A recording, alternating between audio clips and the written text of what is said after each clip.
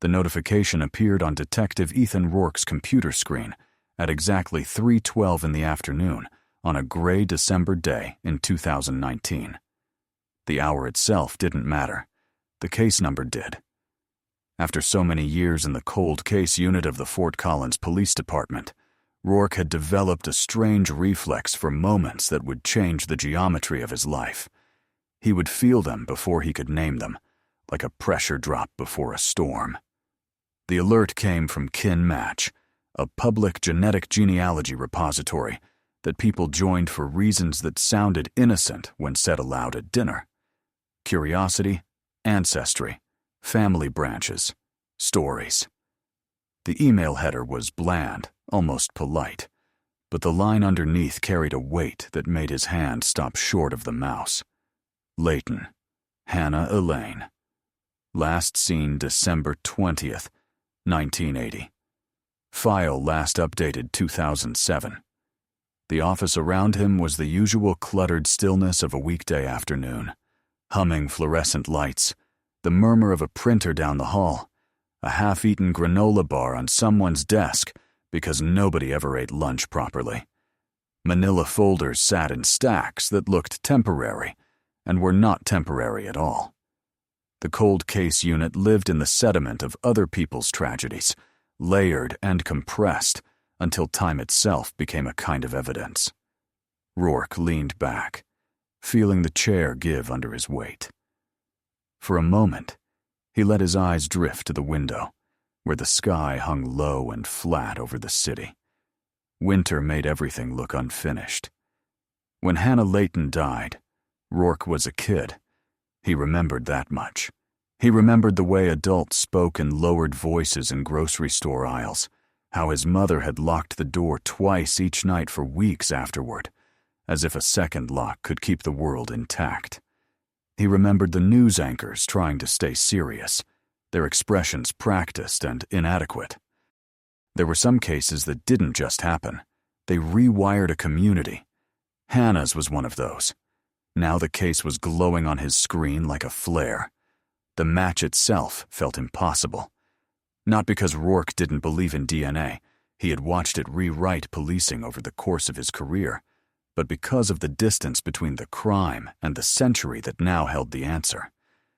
In 1980, DNA analysis was not the tool it would become. It existed as science and theory, not as a method a detective could use to name a murderer. They had blood typing. They had fingerprints. They had shoe impressions in dirt, fiber comparisons that always seemed to end with a shrug, and witnesses whose memories softened under the sun. And yet the message on Rourke's monitor was the closest thing to a voice from the past he had ever heard. It said that Caleb Wayne Mercer's genetic profile overlapped in a statistically overwhelming way with biological material taken from Hannah Leighton's body. Caleb Mercer had likely never imagined anybody in law enforcement would look at his data at all. Most people who uploaded to public genealogy sites were thinking about grandparents and cousins, not handcuffs, not prison, not an 18-year-old girl in a parking lot. That assumption privacy, distance, invisibility was part of what made these cases finally solvable. The killer had not hidden his DNA. He had simply outlived the era in which it mattered. Rourke opened the digitized file and waited for photographs to load. The server took its time, as it always did, like an old bureaucrat insisting on respect.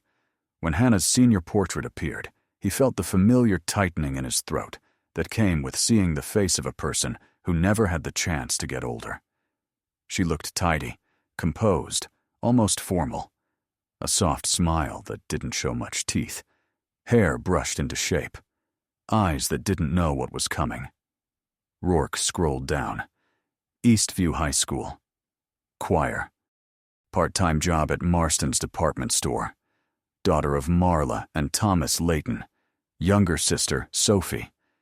Killed in the front seat of the family sedan while Christmas shopping on a Thursday evening. Multiple stab wounds.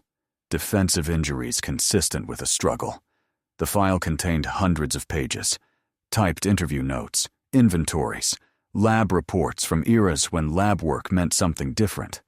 Diagrams of a parking lot that had since been repainted and expanded. A small museum of words meant to trap the truth. He clicked on the evidence inventory. A red winter coat. Blood from the steering wheel and dashboard. Fingernail scrapings collected during autopsy. A line typed by someone whose hands were likely steady with routine, unaware of how prophetic it would later sound. Possible foreign tissue present. That sentence was a little time capsule. It was a hope sealed in paper. Rourke felt his phone vibrate, but he ignored it. He kept reading as if the past deserved to be heard fully, without the present interrupting. He found himself thinking of the old detectives who had worked the case, many of them gone now, and the crime scene techs who had collected samples because it was good practice, because it was thoroughness, because it was what you did when you didn't know yet what would matter. Those people had preserved the future accidentally, the way someone preserves a seed without knowing what forest it might become. Outside the window, the winter light was already fading. Rourke's office felt like a small island inside the larger building, a place where time pooled and refused to drain away. He sat forward and opened a new document on his computer. At the top, he typed the words that had waited decades to belong to ink. Leighton case. Kin match lead. Mercer, Caleb Wayne. Initiate confirmation. Then he exhaled, long and slow, and began the work of making the past hold still long enough to be judged. Hannah Leighton woke on Thursday morning, December 20th, 1980, to the brittle cheer of her clock radio. The song was bright enough to feel slightly rude, as if it didn't understand that winter was serious business. Frost had laced the inside of her window with branching patterns that looked like pale coral. When she pressed her fingertips to the glass, cold bit through her skin. Her room was the kind of room a teenager built out of small preferences. Posters aligned carefully, books stacked at a neat angle, a bulletin board with choir schedules, and a clipped newspaper horoscope. She liked order. She liked the feeling that if she planned properly, everything would go the way it was supposed to. Downstairs, the smell of cinnamon and butter drifted up the staircase. In the kitchen, her mother was making French toast. Marla Leighton worked in rituals and routines. She believed that repeating something was a small way to insist on stability, especially in a world that didn't always stay stable. Hannah came down with damp hair, tugging on her red winter coat, even though the kitchen was warm. The coat was oversized, borrowed in a way. Her mother's from a few winters earlier, thick enough to block the wind that liked to run between houses along their street. It made Hannah look smaller, swallowed by fabric, like she was wearing someone else's protection. Sophie sat at the table, sleepy and slow, watching her sister in the way younger siblings watched older ones, with a mix of admiration and exasperation. Sophie was the kind of kid who moved through the world with her elbows slightly out, as if bracing for impact. Hannah was the opposite, careful, contained. Thomas Leighton had already dressed for work. He was an electrical engineer at a manufacturing plant outside the city, the type of job that came with long days and practical pride. He drank coffee from a mug with a crack along the rim because he refused to throw away something that still worked. "You're taking the big car?" he asked, not accusing, just curious. Hannah nodded, mouth full of French toast. "Bigger trunk," she said. "I need room." "For what?" Sophie asked, though she already knew the answer. "Gifts," Hannah said, and Sophie rolled her eyes hard enough to make Marla laugh.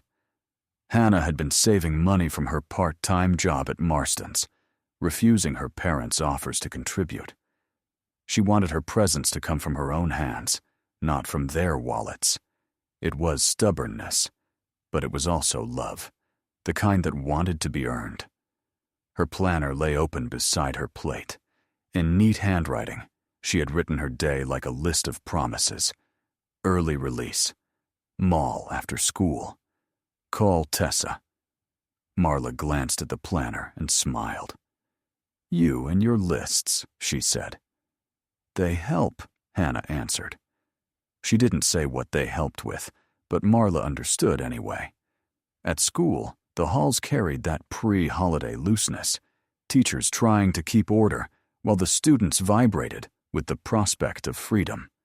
Winter break made the world feel suspended, like everyone was allowed to exhale at once.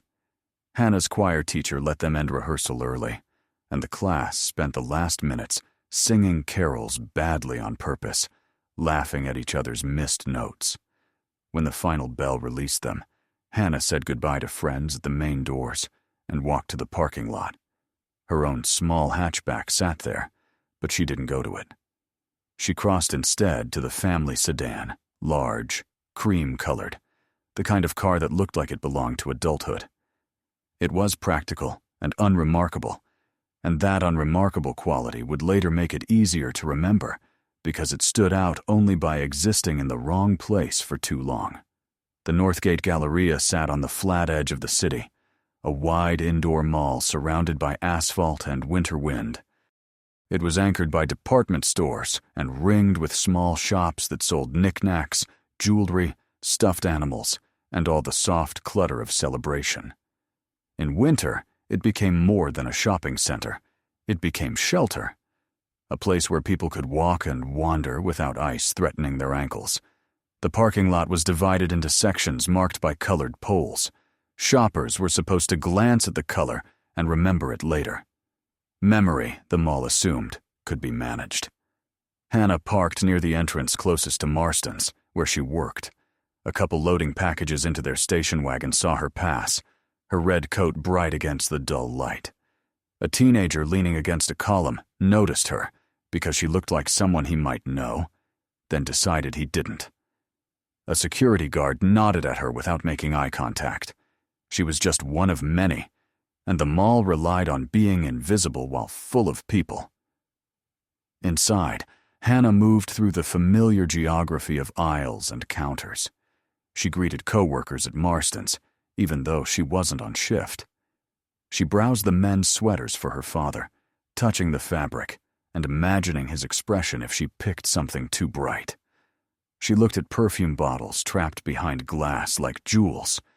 She wandered into a small music shop and bought a record for herself, paying with cash and sliding the receipt into her wallet with the careful habit of someone who never lost things. She left the store in early evening. The Galleria's lights made her skin look pale. The loudspeaker announced closing hours. Somewhere, a child cried because it was tired and hungry and couldn't understand why adulthood required so much looking. Hannah walked out into the cold, breath visible. The parking lot's lamps cast circles of light that didn't quite reach each other, leaving pockets of darkness in between. Snow had not yet fallen, but the air smelled like it might. This was where the story became uncertain.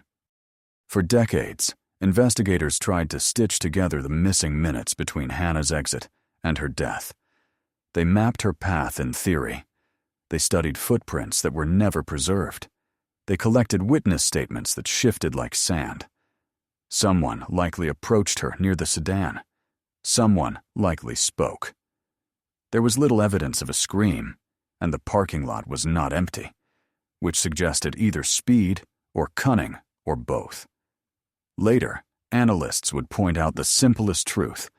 Violence could happen in plain sight if people weren't expecting it. If a girl looked like she knew the person beside her, no one would intervene. Hannah's purse remained in the car. Her wallet remained, cash untouched. The shopping bag stayed on the passenger seat. She was not robbed. What happened to her was not about money. It was about something darker, something without a clean motive. When Thomas and Marla realized she wasn't home, they did what parents did first. Assumed the world went on as planned. A late stop, a delay, a friend. It took time for worry to grow teeth. Marla called Hannah's friends, one after another, with her voice tightening as each call failed to deliver relief. Sophie stood in the hallway listening, feeling her own childhood peel away in layers as she understood without being told, that something was wrong. Thomas drove to the Northgate Galleria himself. He told Marla he would simply check the lot and come back. He said it the way people said impossible things when they needed them to be true. The lot was nearly empty when he arrived. That should have made it easier. It did. He saw the sedan from a distance because its size made it obvious. He parked and walked toward it, his steps quickening without permission. The driver's side door was not fully shut. It sat slightly open, a small detail that carried a terrifying message. Something interrupted the normal end of a trip. The interior dome light glowed. It cast a weak yellow on the seats. And Hannah lay across the front bench seat in her red coat, collapsed, as if she'd fallen asleep in the wrong posture. Before Thomas's mind could interpret it, his body did. He stopped breathing properly. He felt the floor tilt. Blood darkened the coat. Her hair clung damp against her face. The violence was so extreme, it looked unreal, like a scene built for shock. Thomas stumbled back, hands shaking so hard he dropped his keys. When he managed to call for help, his words came out in fragments. Police arrived quickly. Patrol officers secured the area, kept onlookers back, called in detectives and crime scene techs. A woman detective named Allison Price took command, her face set in that particular professional calm that held grief at arm's length. Price instructed the team to photograph everything: door angle, blood patterns, the position of the shopping bag, the placement of Hannah's hands, the spots on the dashboard and steering wheel where someone else's blood seemed to have dried. A crime scene technician named Gus Haldane collected swabs and vials with meticulous care. He had a reputation in the department for being too thorough, for treating each scene like it might one day matter more than anyone could see. That night, his thoroughness became a form of prophecy. Haldane collected dried blood from multiple locations inside the sedan. He bagged Hannah's red coat in evidence plastic, sealing it carefully. He noted defensive wounds on her hands, the scratches that suggested she had fought hard, and he made sure the medical examiner knew to collect scrapings from beneath her nails. At the morgue, the pathologist, Dr. Nia Patel, worked in silence, broken only by the scratch of pen on paper. She documented wounds, counted them, recorded their placement. She wrote about the intensity of the attack without adding adjectives, because adjectives belong to emotions, and her job was to offer facts. Under Hannah's fingernails, Patel found tissue and blood that did not belong to Hannah. In 1980, that information was mostly useless. Investigators could note it. They could preserve it. They could hope. But they could not turn it into a name. Price built the case with every tool available. She interviewed mall employees. She spoke to security. She collected tips from strangers who called in claiming to have seen suspicious men, suspicious cars, suspicious anything. Witnesses described vehicles that did not match each other.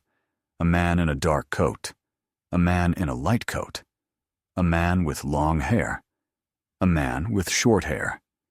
The case filled months with noise. The department appealed to the public. A composite sketch was drawn from half-memories.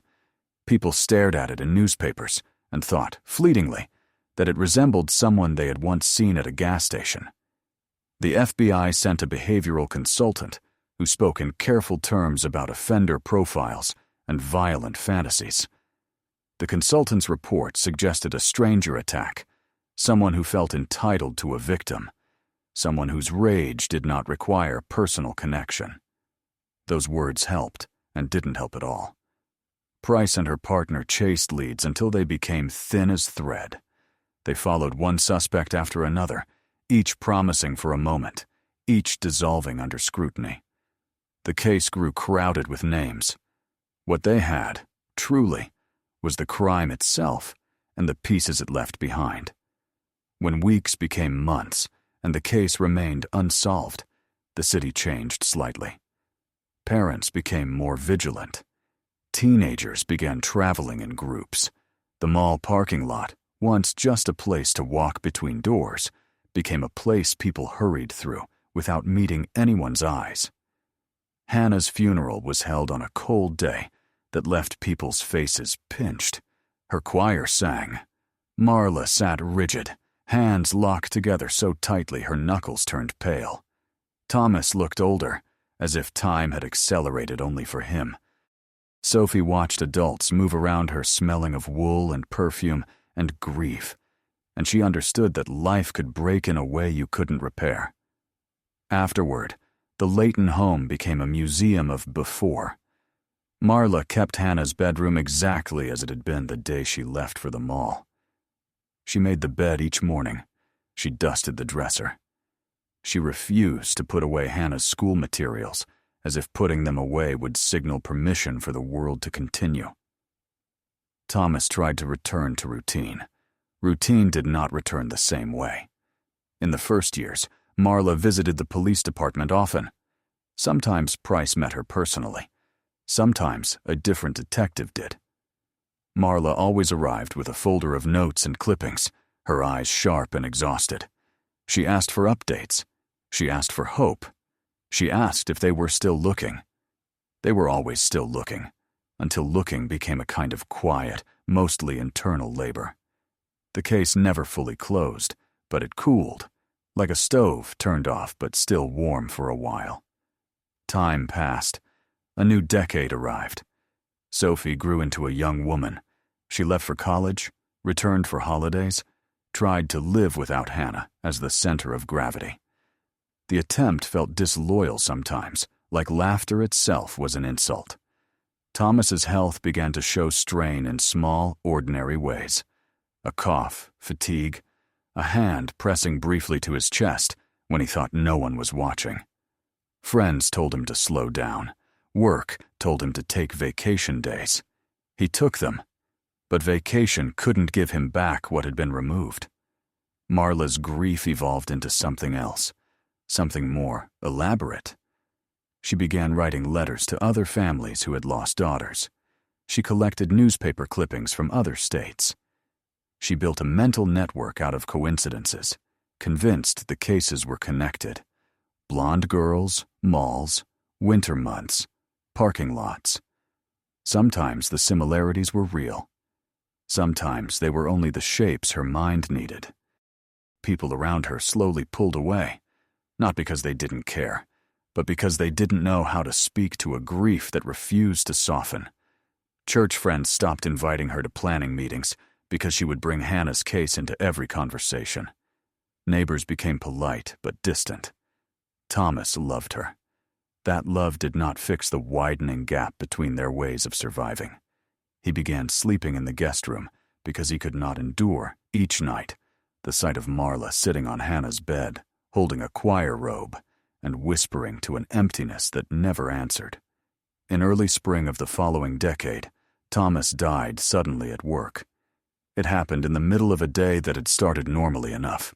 He was found at his desk, a cup of coffee nearby, his hand still holding a pen.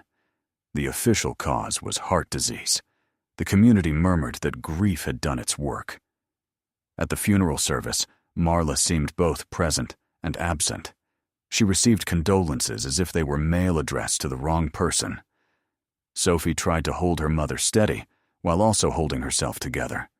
The reception afterward broke into awkward pockets of conversation, because people didn't know whether to speak of Thomas or Hannah, and Marla dragged every mention of her husband back toward the unsolved murder, as if the case were the only language she still spoke fluently. Sophie stayed in town for days afterward, sorting through her father's belongings with the careful gentleness of someone handling glass. She found unsent letters Thomas had written to Hannah, pages folded together and tucked in a drawer. They were quiet letters. They asked impossible questions. They didn't contain clues, only the raw proof that Thomas had carried his daughter's absence like a stone in his chest. Marla outlived him by many years, continuing her annual visits to the police department, her folder growing heavier with time. Detectives changed.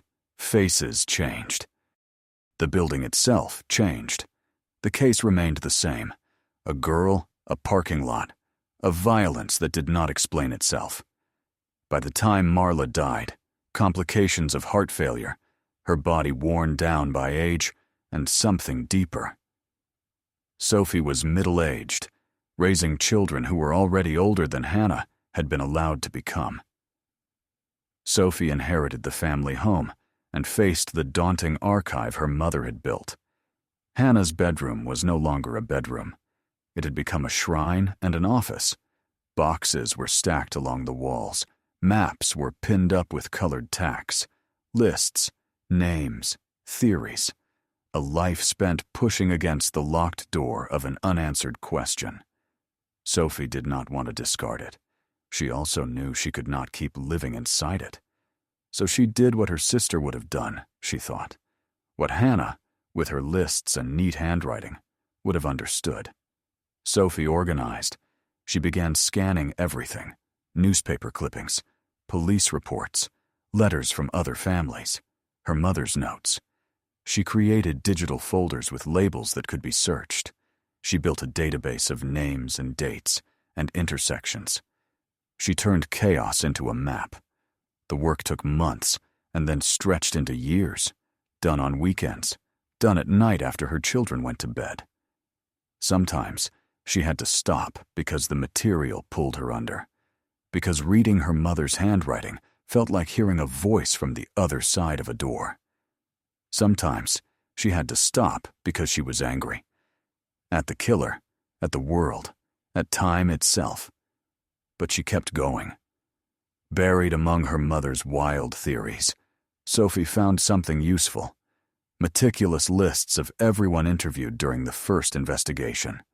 Phone numbers, addresses, notes about alibis that had been checked and those that hadn't. Her mother had kept details no longer easy to retrieve from official records that had been moved and copied and reorganized. In late summer of 2007, an unrelated administrative change at the police department set a small miracle in motion. The department had relocated its evidence storage into a climate-controlled facility, part of a modernization effort funded by federal grants and municipal pride. Evidence had to be re-inventoried, photographed, digitized, tracked. An officer named Elaine Voss, nearing retirement, assigned to property for the transition-spent humid days in dusty rooms, opening boxes that carried the smell of cardboard and time. Some boxes held old weapons from closed cases. Some held clothing. Some held nothing useful at all. Then she found a box, mislabeled, and shoved behind equipment. The ink on the label had faded, but the word Leighton was still barely legible. Voss lifted it and felt its weight. She carried it to a table and opened it carefully. Inside was evidence from Hannah's case, items sealed long ago. A red coat, glass vials with evidence tape, containers tagged as fingernail scrapings. Voss's breath caught. She had signed out evidence in countless cases, but this name was different. Everyone in Fort Collins knew it. It was a story you grew up with, a story the city told itself when it needed to remember that safety was never guaranteed. Voss alerted the cold case unit. Ethan Rourke arrived quickly, his face serious and intent. He examined each item, noting the condition, the seals, the labels. The biological material had been stored without the kind of refrigeration modern labs preferred, but it had been sealed and protected enough that it might still yield something. Rourke initiated the process to send samples to the state laboratory. Chain of custody documentation was assembled carefully because Rourke knew that if the evidence ever produced an answer, that answer would be attacked in court. It would have to survive not only time, but scrutiny. The lab process took months. The results, when they came, were partial, but real. A DNA profile from someone other than Hannah. The profile was entered into the national database. Rourke waited for a match. None came. Years passed. The database grew. Every time a new offender's DNA was added, the system compared it automatically to unsolved profiles. Silent searches, endless, patient. Still nothing. The conclusion was maddening. Hannah's killer had never been arrested for a qualifying offense. Or he had never been caught. Or he was dead. Or he was living quietly in plain sight, the way so many monsters did. Rourke kept the case active anyway. Cold case work required a stubborn kind of faith. She had helped law enforcement on a handful of cases already, building family trees with a rigor that could survive courtroom cross-examination. She agreed to review Hannah's case. The process wasn't magic. It was paperwork and persistence. Cross took the DNA profile extracted from the evidence, converted it into the format required by the genealogy database, and uploaded it to KinMatch, a site where users opted into relative matching. The database returned a list of individuals who matched the unknown profile at distant levels. No one close enough to be a sibling or child. Mostly fourth cousins, fifth cousins, people who shared a small sliver of genetic material. The kind of connection that meant almost nothing emotionally, but meant something mathematically. Cross began building family trees for each match. She traced names back through birth records, marriage licenses, obituaries, census entries. She checked each connection. She kept notes about sources, because without sources the work was only a story. After weeks of building, the trees began to converge around a couple of names in the distant past shared ancestors, whose lineage branched out and tangled through generations of families in the region. From there, Cross worked forward. She created a list of possible descendants who could, in theory, match the unknown DNA. Then she applied filters with the cold practicality of a detective, even though she wasn't one. The perpetrator was male. The profile indicated that clearly. The perpetrator had to be old enough to have committed the crime in 1980. The perpetrator had to have some plausible link to Fort Collins or to the Northgate Galleria on that December evening. The list narrowed. There were several men who fit the gene pool and the age window. Some had died. Some had moved away. Some had criminal records. Some appeared ordinary. One name stayed stubbornly present in the narrowing funnel: Caleb Wayne Mercer. Cross found him in public records, a man living in a small town a little north of Fort Collins, running a hardware and farm supply store. Married once, divorced later. No significant criminal history. No public scandal. A quiet life. That kind of quiet could be innocence, or it could be camouflage. Cross delivered her report to Rourke in late November of 2019, along with the tree documentation and her reasoning. She did not tell him Mercer was the killer. That was not her role. She told him Mercer was the most plausible match based on the genealogical data. Rourke read the report twice, then a third time. He thought about how fragile a lead could be, how easy it was to become excited and narrow a case too quickly. He thought about how many times Hannah's case had offered false hope. He thought about Marla Leighton's insistence, her yearly visits, her thick folders, her refusal to accept that the world might never answer. Then he thought about the DNA in the system, how it demanded a name. Rourke needed a direct comparison.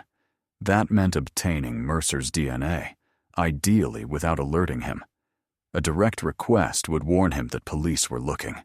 It could cause him to run, to destroy items, to change routines, to become careful in ways that made later collection harder.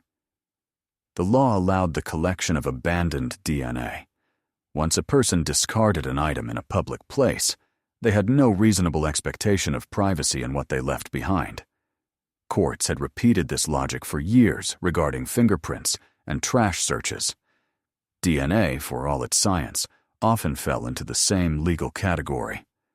Rourke assembled a surveillance plan. Not theatrical.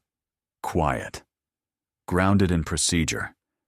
He assigned 2 plainclothes officers to observe Mercer's routine, to note where he ate, what he tossed, what he left behind. Mercer's life, from a distance, looked painfully normal.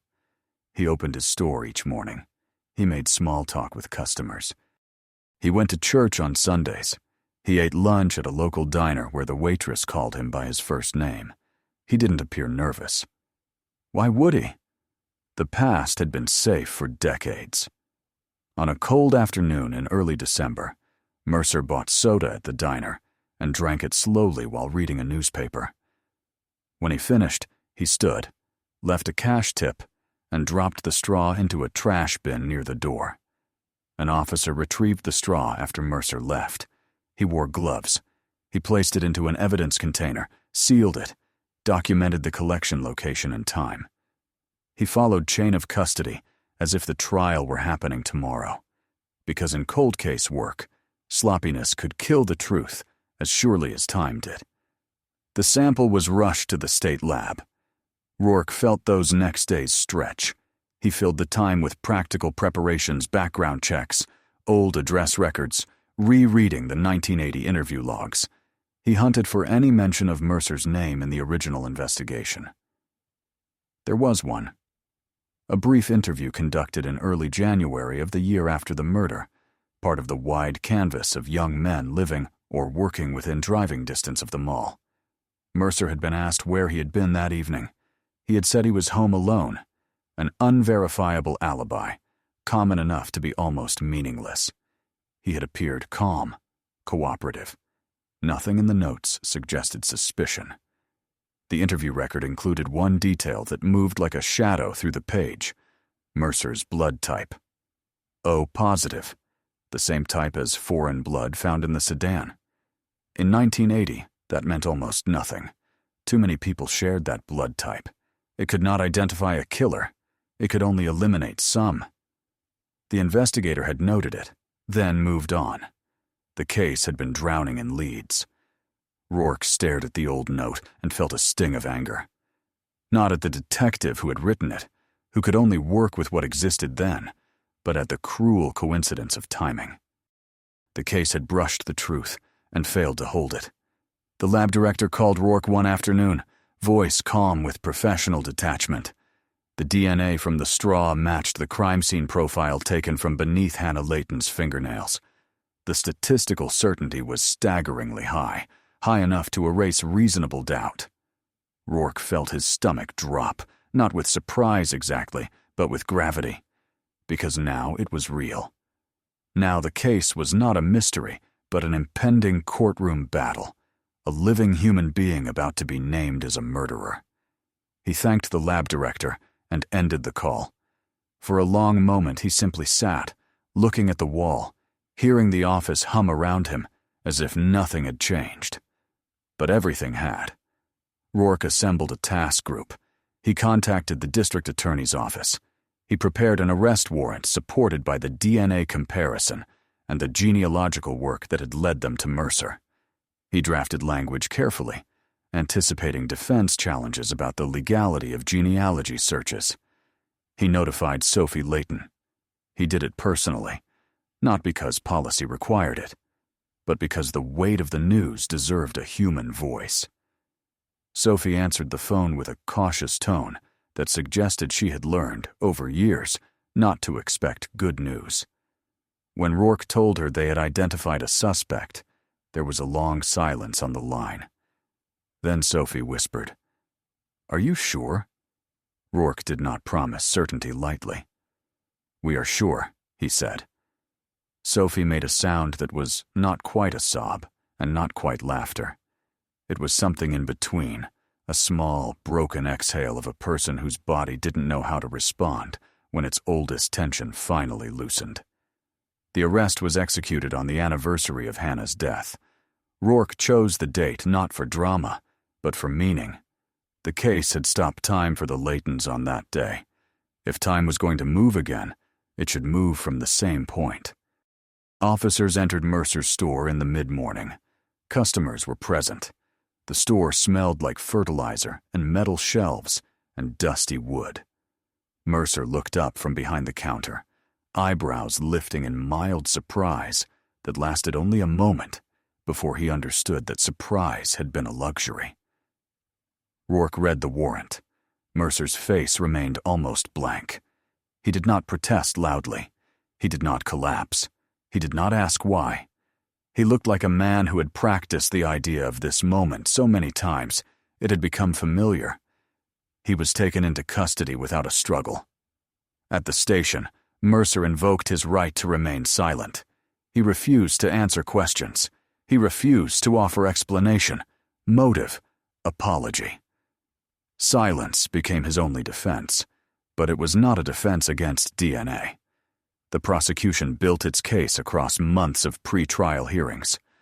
Defense attorneys challenged the genealogical process, arguing that the use of kin match constituted an unreasonable search, that building family trees from consumer DNA data violated privacy, that the lead was contaminated by intrusion. The judge ruled the evidence admissible, concluding that individuals who voluntarily uploaded their genetic information to a public repository with law enforcement access had no reasonable expectation that the information would remain private from investigative scrutiny. The ruling was consistent with emerging precedents across the country, though it remained controversial. In court, the state presented the DNA match, the profile from beneath Hannah's fingernails compared to Mercer's discarded straw. Forensic experts explained chain of custody. They described extraction techniques for old samples. They testified with the quiet confidence of science. Cross testified as well, describing the genealogical work without theatrics. She explained how distant relatives could lead investigators to a suspect pool, how public records were used, how the process did not identify a suspect alone, but assisted in narrowing. The defense attempted to create doubt by emphasizing the lack of a documented connection between Mercer and Hannah. They asked why he would pick her. They suggested the DNA could have transferred innocently through some unlikely chain of contact. They painted the science as complex enough to confuse jurors.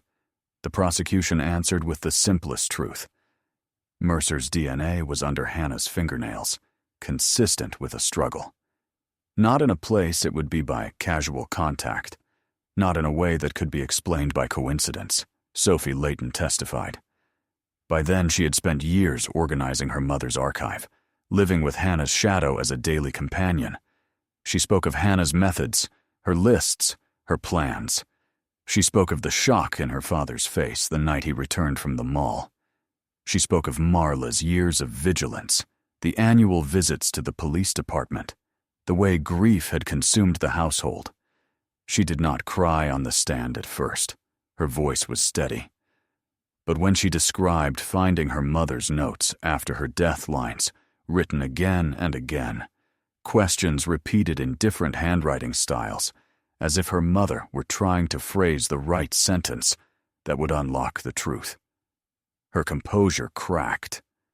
Tears came quietly, without performance, and the courtroom felt for a moment like a room full of people forced to share breath. Mercer did not testify. He sat through proceedings with a flat expression and did not look at Sophie longer than necessary. The jury watched him and searched for humanity or regret. They found nothing visible. After deliberation, the jury returned a guilty verdict. The sentence was mandatory. Life imprisonment without parole. The judge spoke of the brutality of the crime, of the long delay in justice, of the impact on the family and community. The judge also noted, briefly, the strange roll of time, that science had caught up to the past, that evidence had waited for technology like a message in a bottle. Mercer was led away without speaking. In the weeks after the conviction, Sophie felt relief in a way that surprised her. It wasn't joy. It was not triumph. It was simply that an enormous question had stopped hovering above her life. She no longer had to wonder, in the quiet moments, what face belonged to the violence. She had a name. She had a verdict. She had the legal recognition that what happened to Hannah was real, and that it mattered enough for the world to punish someone for it. But she also felt anger. Anger that her parents had died without knowing. Anger that the case had been so close early on. Blood type recorded, interview conducted, and yet had drifted away. Anger that Mercer had lived for decades in quiet, ordinary life, while Hannah was frozen at 18. Sophie organized a memorial service after the conviction, a service that felt, in a strange way, like the funeral they had never fully been able to have. When Hannah died, the family had buried her body, but they had never buried uncertainty. The uncertainty had remained alive, sleeping in spare rooms, sitting at dinner tables, riding in the passenger seat of every holiday. Now the uncertainty could be laid down. The service took place in a church with pale walls and winter light. People came who had known Hannah, and people came who had only known her story. At the front, a framed photo showed her senior portrait, the same composed face, the same eyes that had never seen the world beyond that year. Sophie spoke about her sister, not as a case, but as a person. She spoke about Hannah's voice, singing in the choir. She described the way Hannah laughed when Sophie tried to tease her. She described the way Hannah hugged their mother without being asked, a small act that now felt enormous in hindsight. Sophie thanked Detective Rourke. She thanked the crime scene techs who had collected evidence with care decades earlier. She thanked the lab analysts.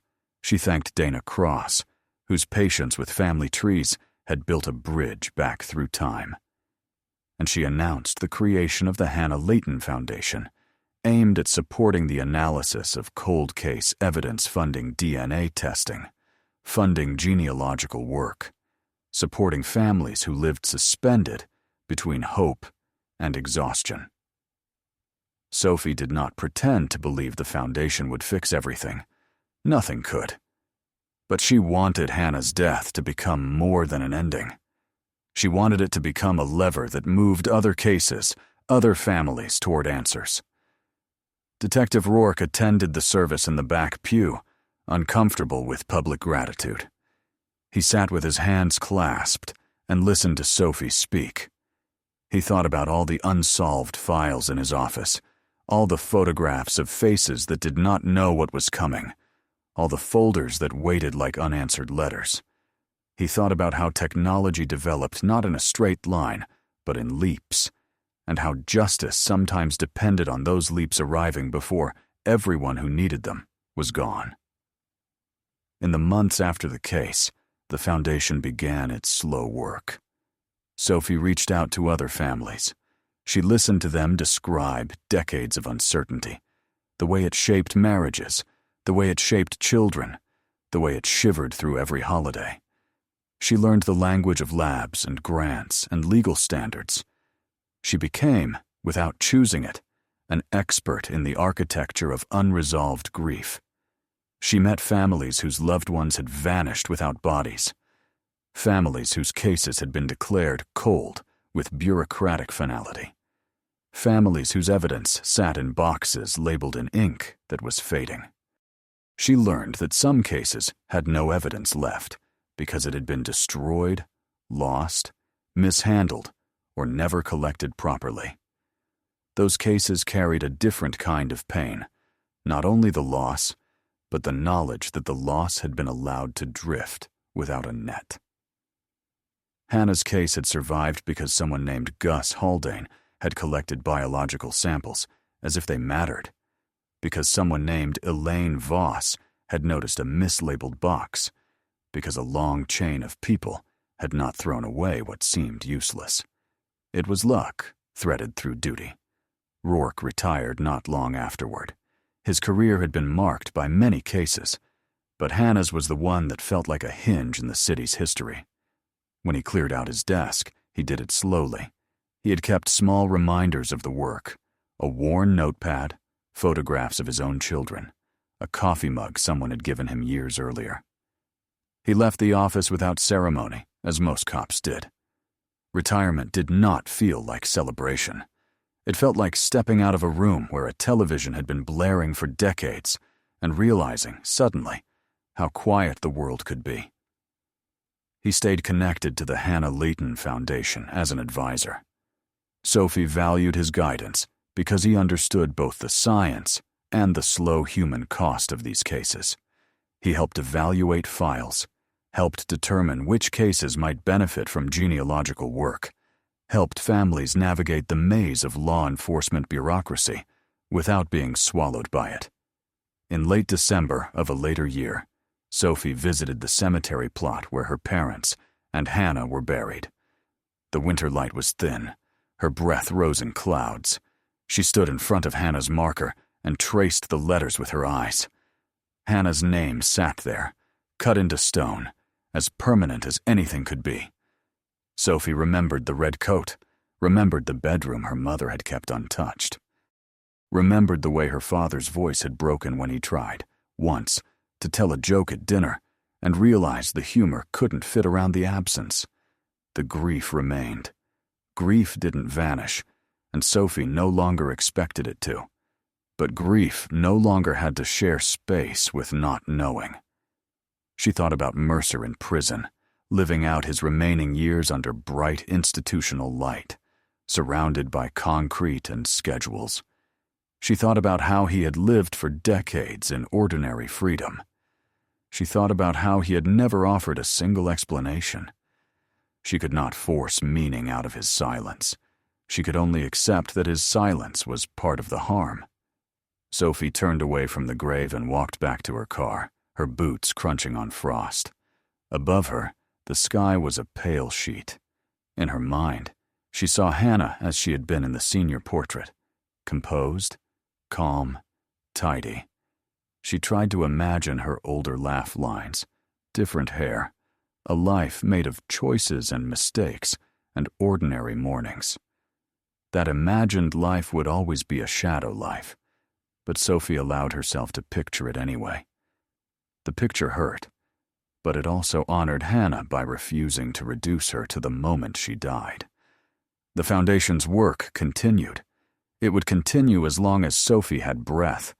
Each new case she supported felt like a small act of rebellion against time. The world could not undo what had been done, but it could refuse to let the past remain unchallenged. That was the strange gift of modern science. Not that it could resurrect the dead, but that it could name what had once been nameless. It could take evidence that had waited in silence and translate it into truth. Hannah's case had shown that even decades later, the past could still be held accountable. Not always, not in every case, but sometimes. Sometimes, a mislabeled box survived. Sometimes, a crime scene tech collected a sample no one understood yet. Sometimes, a woman grieving too loudly built an archive that later helped a steadier mind sort the facts. Sometimes, a detective opened an email in the middle of an ordinary afternoon and felt the air change. And sometimes, justice arrived late, dragging time behind it like a long coat through snow. Rourke often thought about the first line he had read in the Kinmatch alert, the plain, clinical words that didn't know how enormous they were. Leighton, Hannah Elaine. Last seen December 20th, 1980. Even after the conviction, the phrase last seen bothered him. Hannah had not simply been last seen. She had been last heard, last expected, last waited for. Her absence had been active, filling rooms. In his quieter moments, Rourke remembered sitting across from Sophie in the interview room after notifying her of the suspect. She had looked older than her years, and younger than she should have been all at once, a person whose life had been measured against a single date. She had told him something in a voice too soft for the recorder to catch properly. "My mother used to say Hannah must have left something behind," Sophie had whispered. Some sign. She used to say Hannah wouldn't just disappear without leaving something we could follow. Rourke had thought then of the fingernail scrapings and the foreign tissue. Hannah had left something behind, not a message in words, but a message in molecules. The sign had been there all along. The world simply had not known how to read it. After retirement, when Rourke sat with Sophie and reviewed other cases, he carried that lesson like a coin in his pocket. Evidence mattered. Preservation mattered. Thoroughness mattered. The future might need what the present could not yet use. They reviewed files from across northern Colorado and neighboring states, cases where biological evidence existed: clothing, swabs, hair, unknown blood. Some evidence was degraded. Some chain of custody was questionable. Some cases carried too many unknowns, too many gaps. Some still held promise. Sophie insisted that the foundation support not only the testing, but also the families. Funding science without supporting people, she argued, was like building a bridge and forgetting why anyone needed to cross it. She hired a small staff, people trained in victim advocacy. She organized support groups. She created a resource packet explaining the genetic genealogy process in language ordinary families could understand without feeling patronized. Families came to the foundation with their own boxes of paper. Some arrived with organized binders like Sophie's mother had built. Others arrived with grocery bags stuffed with clippings and handwritten notes. They arrived carrying grief in different shapes. Sophie never mocked the notes, even when they were wild. She had learned to recognize what drove those theories: the desperate human need for pattern, for cause, for anything that made chaos feel less random. She understood that some families, like her mother, became consumed by the search. She understood the cost. She also understood the love inside it. At times, Sophie saw echoes of Marla in the families she met, and it made her both tender and afraid. She and Rourke traveled to small police departments where evidence still sat in rooms that were not truly climate-controlled, where old cases were kept on shelves that bowed under weight. Rourke spoke to younger detectives about chain of custody, about documenting every transfer, about treating every sample as if it might one day speak. Some listened eagerly. Some rolled their eyes until Rourke mentioned that dozens of cases had been cracked by tiny mistakes, avoided by a label written clearly, by a seal checked, by a glove changed. The foundation funded a case in a neighboring county where a young woman had disappeared decades earlier and her body had been found near a river. Biological evidence existed, but it had never yielded a match in the national database. Genealogy helped identify a suspect through distant relatives. The suspect, when confronted with direct DNA comparison, confessed. The family wept. The prosecutor called Sophie and thanked her. Sophie hung up and sat quietly for a long time afterward, feeling both satisfaction and sorrow, because every solved case still began with death. Another case funded by the foundation did not resolve. Evidence degraded too far. The DNA profile was partial and too noisy for genealogical matching. The family, devastated, asked whether they had done something wrong. Sophie answered honestly, no. The world was not a fair machine. Sometimes the answer could be found. Sometimes it remained hidden. She learned to live with that.